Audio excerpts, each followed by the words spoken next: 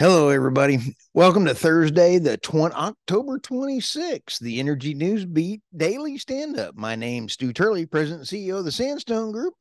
Michael's still out on assignment. He is working the midnight oil. So I'll be covering some fun stories for you here. We're going to stop at my favorite third world country, California. California hits a pause on GM Cruise self-driving cars among safety concerns. That one is pretty interesting. Here's another one coming around the corner. Why the shine has come off clean energy stocks. This one really falls into the investment, and people are really struggling with not getting returns. And then we have oil prices fall amid flurry of weak European economic data. There's a lot to this story. We'll cover it here in a sec. Petrobras plans on dividend policy change. And I'll tell you, Brazil is an interesting place. We've got Armand there, and he is just one cool cat. And then the last story coming around the corner is value gap between European, U.S. oil and majors stubbornly wide amidst Chevron megadeals. We talked about this a little bit yesterday. I just wanted to hit on this because this is also falling into the other investments. So with that, I'd like to thank all of our listeners and all of our feedback we're getting. We are doing phenomenal. Thank you so much for your kind words, your support. Tell your friends, tell your dogs, give your dogs a hug, and follow us and give us reviews. Only 5-star reviews, though. And subscribe. I'm not a YouTuber, so I'm not going to smash that button like Michael would. So in the first story coming around the corner, California hits a pause on GM Cruise self-driving cars due to safety concerns. A little while ago, we put out a meme, and it was all of these self-driving cars decided to on their own. They were delivery cars, and they all swarmed around one house, and they think it was somebody hacking into it. I'm not sure that I want a self-driving car right now.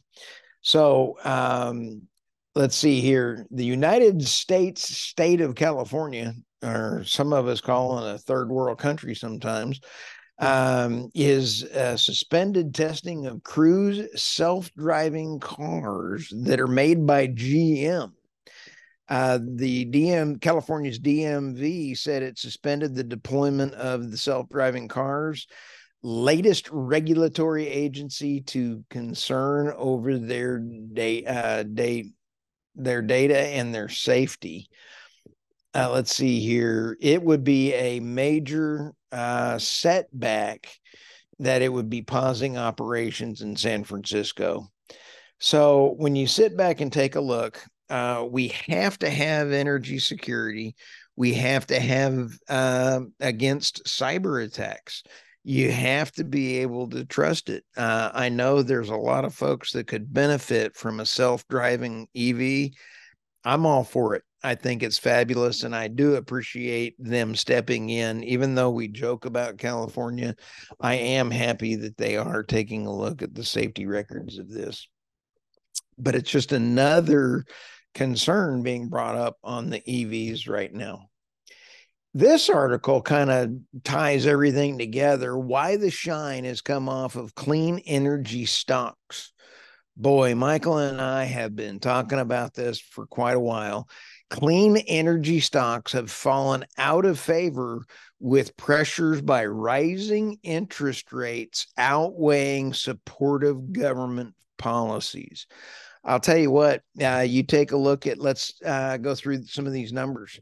First Solar is a 2.91 decrease.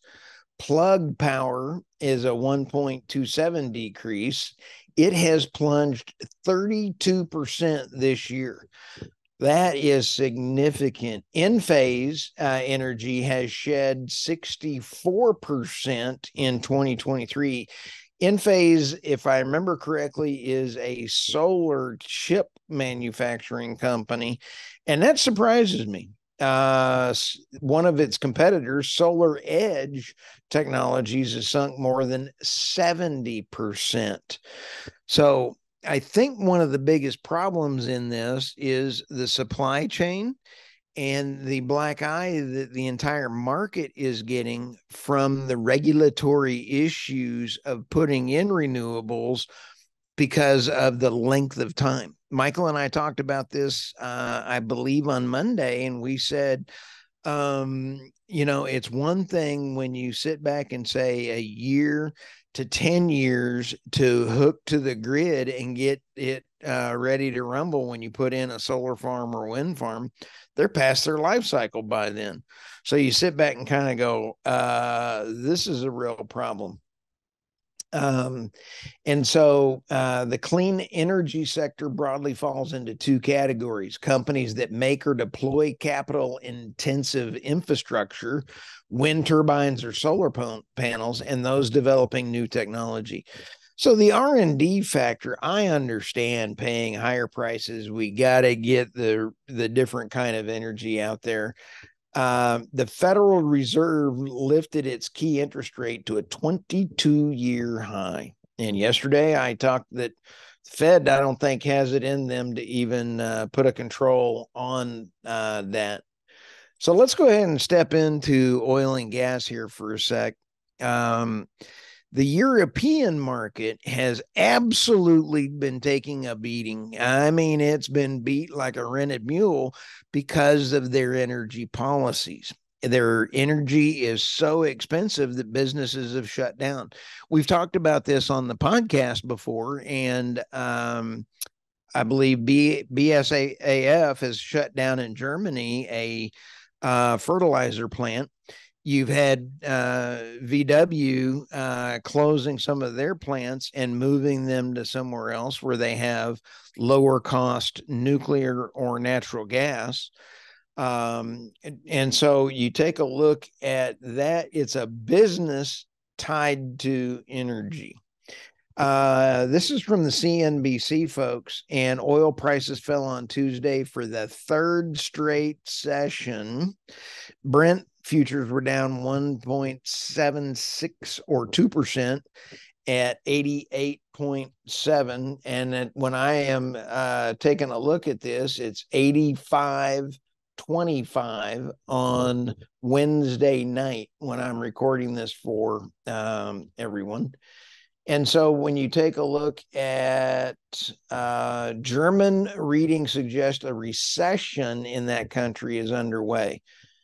I think this couple with Jamie Dimon talking about the banks and the interest rates coming around, all of these different articles mesh together without being in the same categories, but yet they all have tied together in energy, inflation, recession. So let's see here. And U.S. storage reports are due from the API coming out very soon. Storage reports will give us an indication on the short term, but with Saudi Arabia and all of them saying that it's going to be 110 before they even think about lowering the price or additional increase in production. Okay, so along this theme of investing, changing how they do things, Petrobras out of Brazil plans dividend policy change. Investors in Brazilian state-controlled oil producer Petróleo Brasileiro just got another reminder that an industry-leading dividend bonanza is failing. I almost disagree with this one. And the reason for that is the fiscal responsibility of Chevron, of ExxonMobil, and where all of the discussions about how the great U.S. oil and gas companies, the two mergers that have just happened between Chevron and Hess, and Exxon and uh, the $60 billion one. And when you sit back in the Permian play, you just sit back and take a look. The proposed changes to bylaws could narrow the potential for future extraordinary dividend payments, according to the analysts and traders. Again, we have to remember this is Brazil, and this is not necessarily comparing it to the U.S. market or that. However, being kind of cognizant of whether or not you're going to get a decent return, it means when you're doing investments, make sure that you understand who's managing that company. If it is good management, Michael and I have always talked about good management, good numbers, good investment. So with that, let's go to my last story here. And that is value gap between European U.S. oil and majors stubbornly wide amidst Exxon Chevron megadeals. This is another story that is from a different source from the ones we talked about yesterday. And when you sit back and kind of talk about Total, and you take ENI and you take Shell, they took a whole different path and they went all in on renewable energy, and they got just whacked by having their investors not happy. Their returns were not there, and now they've had to come around full cycle on this. The moves were dwarfed in fact by ExxonMobil, Pioneer Resources taking over, and then Chevron to Hess. And this is a quote from Alan Good. For investors looking to bet on higher oil and gas prices for longer, Exxon and Chevron are better options, said Alan Good, director of equity research at Morningstar. We continue to think the ESG discount for European firms is playing a role. That's why I wanted to get this article in here. That was different than the other article yesterday.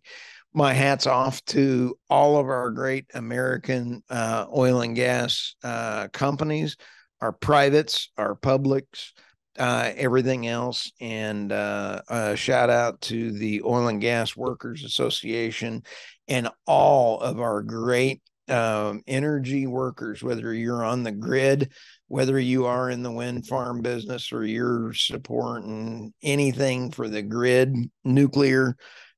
We just really appreciate you providing energy security for the United States.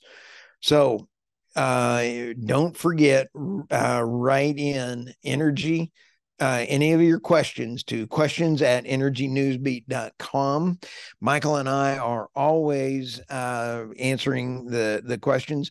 If you are a industry thought leader, if you're a CEO of an energy company, I want to have you on the podcast. We've got some fantastic guests coming around the corner, and our podcast numbers are going through the roof because of you. Thank you very much. Like, subscribe, and Michael and I got some great things coming around the corner next week. We are so excited. We got some announcements next week. Hey, have a great one, and I'll talk to you all soon.